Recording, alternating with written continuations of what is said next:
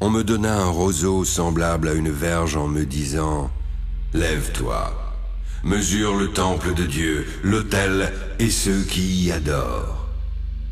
Mais le parvis extérieur du temple, laisse-le en dehors et ne le mesure pas, car il a été donné aux nations. Et elles fouleront aux pieds la ville sainte pendant 42 mois.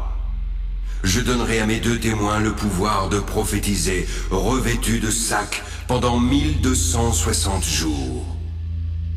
Ce sont les 2 oliviers et les 2 chandeliers qui se tiennent devant le Seigneur de la terre.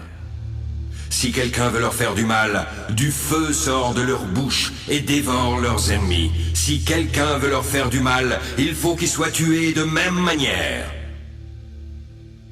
Ils ont le pouvoir de fermer le ciel, afin qu'il ne tombe point de pluie pendant les jours de leur prophétie. Ils ont le pouvoir de changer les eaux en sang et de frapper la terre de toute espèce de plaie chaque fois qu'ils le voudront. Quand ils auront achevé leur témoignage, la bête qui monte de l'abîme leur fera la guerre, les vaincra et les tuera. Leurs cadavres seront sur la place de la grande ville, qui est appelée, dans un sens spirituel, Sodome et Égypte, là même où leur Seigneur a été crucifié. Des hommes d'entre les peuples, les tribus, les langues et les nations verront leurs cadavres pendant 3 jours et demi, et ils ne permettront pas que leurs cadavres soient mis dans un sépulcre. À cause d'eux, les habitants de la terre se réjouiront et seront dans l'allégresse. Ils s'enverront des présents les uns aux autres, parce que ces 2 prophètes ont tourmenté les habitants de la terre. Après les 3 jours et demi, un esprit de vie venant de Dieu entra en eux. Voici, ils se tinrent sur leurs pieds, et une grande crainte s'empara de ceux qui les voyaient. Puis, ils entendirent du ciel une voix qui leur disait « Montez ici ». Alors, ils montèrent au ciel dans la nuée, et leurs ennemis les virent. À cette heure-là, il y eut un grand tremblement de terre, et la 10e partie de la ville tomba.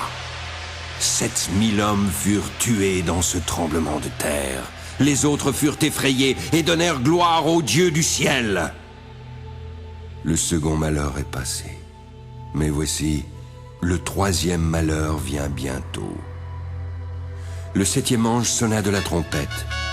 Il y eut dans le ciel de fortes voix qui disaient « Le royaume du monde est remis à notre Seigneur et à son Christ.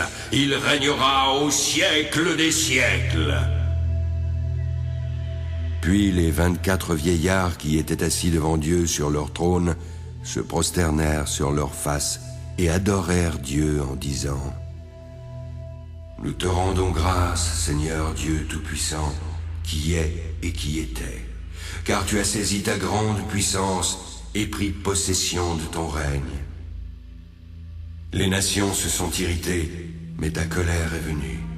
Le temps est venu de juger les morts, de récompenser tes serviteurs les prophètes, les saints et ceux qui craignent ton nom, les petits et les grands, et de détruire ceux qui détruisent la terre. » Alors, le temple de Dieu dans le ciel fut ouvert, et l'arche de son alliance apparut dans son temple.